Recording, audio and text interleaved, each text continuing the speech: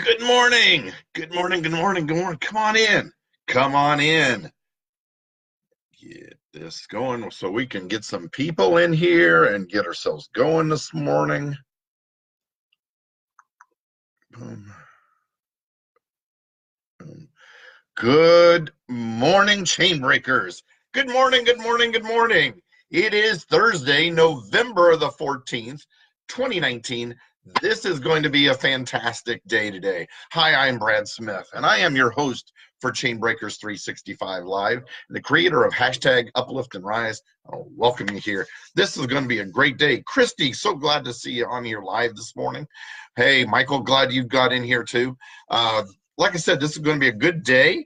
We're going to talk a little bit about expectations because expectations end up driving a lot of what happens to us. Sorry, I got eyelash in there driving me crazy this morning. Expectations can end up really being something that drive us crazy or can drive us forward. So what do I mean by that? Well, let's take a look at a lot of ways expectations are dealt with. Sometimes it can be as simple as watching a pot boil, right? We're expecting it to boil. It seems to take a long time, and the more we sit there and watch it, the longer it seems to take, right? But there's a lot of expectations in life, right? There's a lot of relationships that end up falling apart because one person has one expectation and another person has another, right? I mean, sometimes it's as simple as I expect you to be faithful, and the other person can't figure out how to necessarily do that, and marriages fall apart. But sometimes um, expectations come in how children and parents interact. Parents have somewhat of an expectation for their children to behave in certain ways, to think in certain ways, to act consistent with a certain moral compass. Hey, good morning, Jeff. Glad you're here. Um, Acting with a similar moral compass is what we as parents have.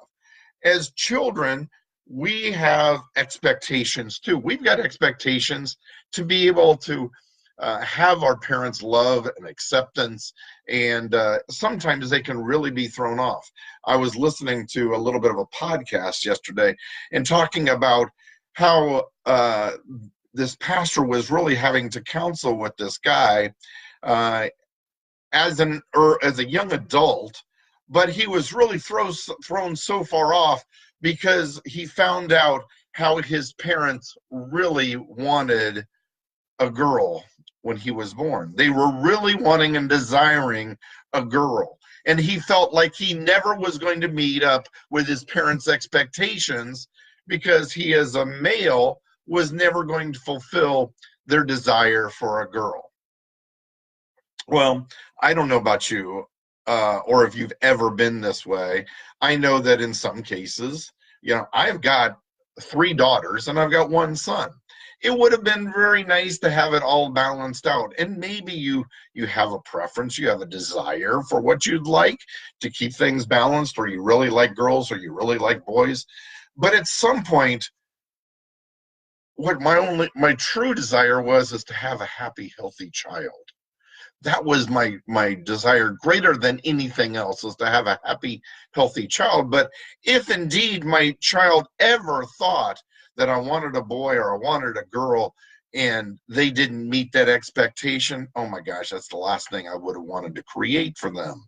Hey, Janine, Randy, glad you're able to get in here this morning. Welcome. So those expectations can throw us off as people. It's a lot of times expectations, I end up seeing fights go on between couples. I saw one in a video yesterday where the male of the couple was pleading with his girlfriend, please tell me what I did. Please tell me what I didn't do. Please tell me what's wrong, what's going on.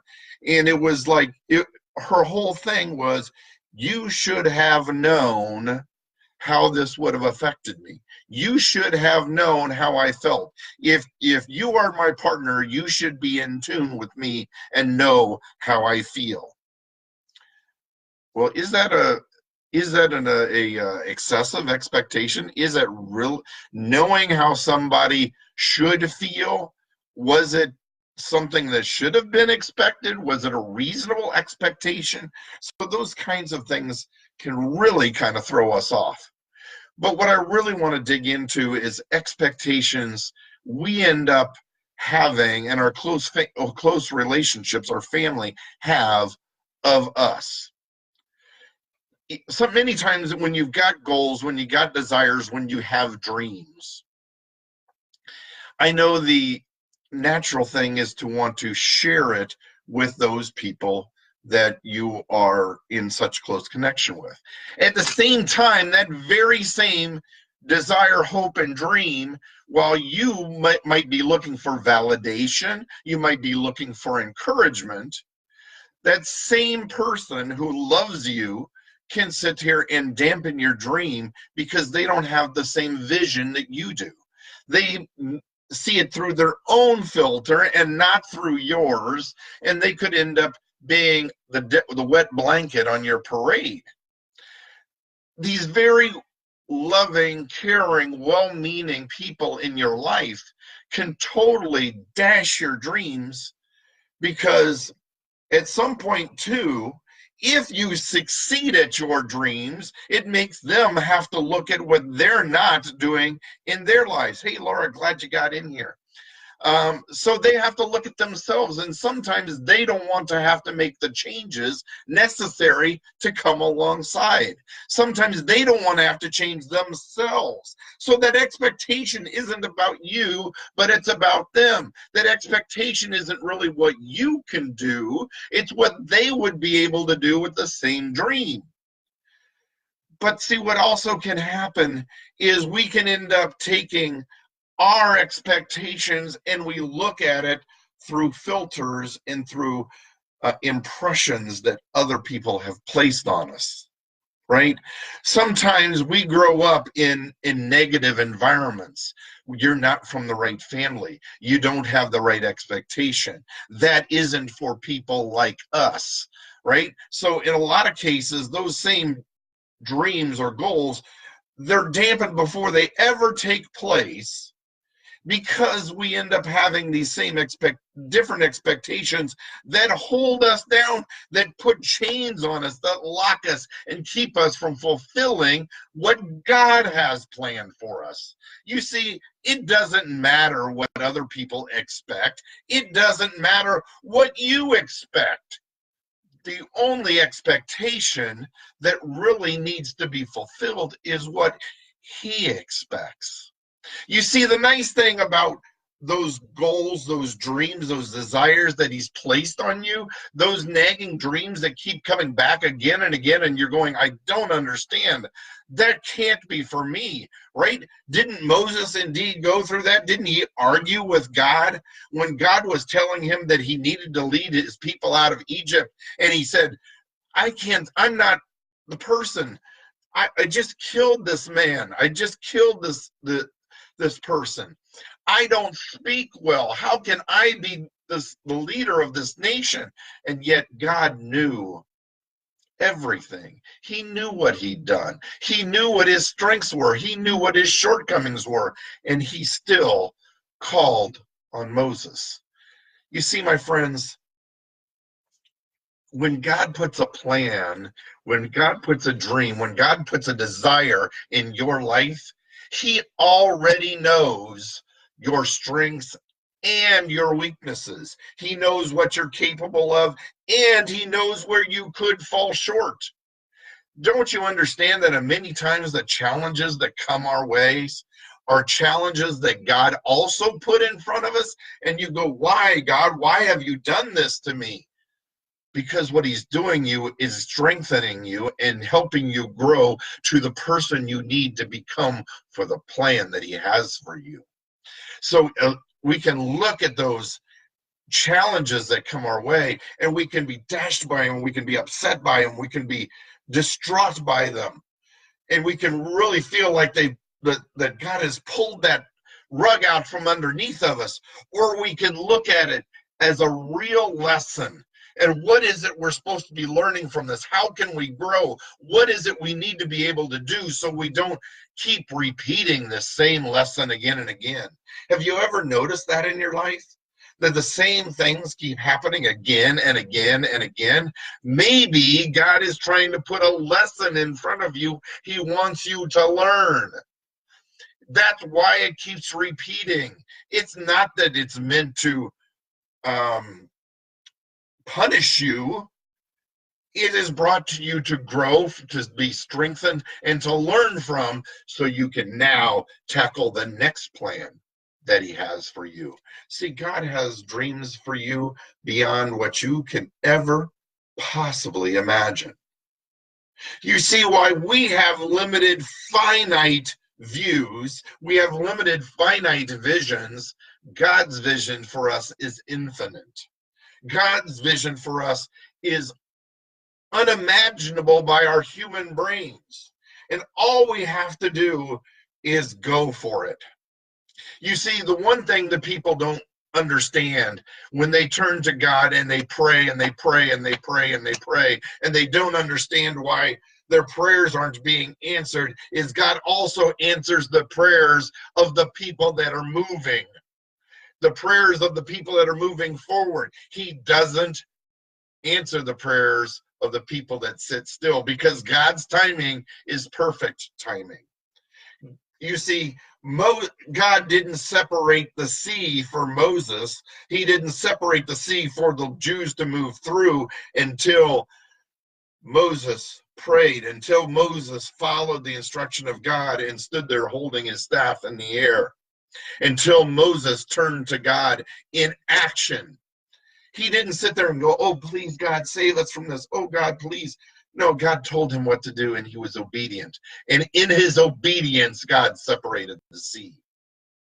You see, there's a lot of cases we can sit there, and I'm using an analogy that T.D. Jakes brings. And it's like, oh, gee, Lord, if I only had this table, if I only had this chair, if I only had this job, as it were. You see, God never made a table. God never made a chair. God never made a job, employment. God never made a job. What God brought you was opportunity. What God brought you was a tree.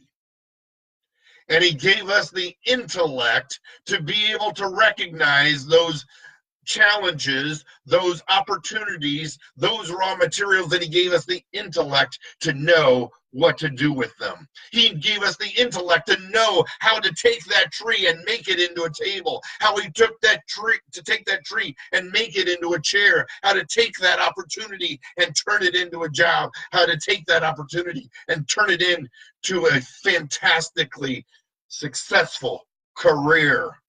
My friends, what you'll find again and again and again is opportunities have been laid in front of us. Doors have been thrown open, and it's up to us to recognize when when He has given you that opportunity, that open door to walk through. And let me tell you something. You will not recognize opportunity when you have a negative mindset, because all we see are problems. When you have a negative mindset, all you see is this tree, and you wonder how, oh, but it's going to take so much work to chop down that tree, to turn it into boards, to turn it into spindles, to turn it into layers for tables, right? What we would make the tabletop out of, what we would turn the legs into, what we would make a chair from. We look at how hard it's going to be to take advantage of that opportunity, to build a career, to have an opportunity for a job that's going to drive you forward into what God has destined for you. Positive mindsets, starting in a basis of gratitude, and you will begin to recognize opportunity that will move you forward, opportunity that will transform your life. Opportunity, my friends, is what will create and transform your life. Are you ready? Are you prepared for it? Are you ready to take on the world and God's infinite vision for what he has destined in his plan for you? It's up to you, my friends. I hope some people, and I'm seeing people amen and praise, and they're happy as can be. Hit those likes, hit those loves, hit those emojis, my friends. Facebook is fighting us. The algorithms are pushing us down because he does not like me talking about God on here. They're afraid of talking about God and how it might insult or offend somebody. So let's break those by hitting those likes, hitting those loves, hitting those emojis, commenting on here, and sharing this out with your family and friends. This is how we will combat Facebook and put God's word out to everybody who so desperately needs it. My friends, thank you so much for being here today. If you like what you heard today, I hope you'll find me here tomorrow, 7:30 a.m. for Chainbreakers 365 Live. If you want more videos like this, you can find them on chainbreakers365.com, or you can go to YouTube on my channel there, Chainbreakers 365, and you can find them there as well. But I love it when you find us here live. Won't you join me tomorrow, my friends, for Chainbreakers 365 Live, Friday morning, tomorrow, 7:30 a.m. right here. And I look forward to seeing you then. My friends, have a fantastic, awesome day. We'll see you then. Bye now.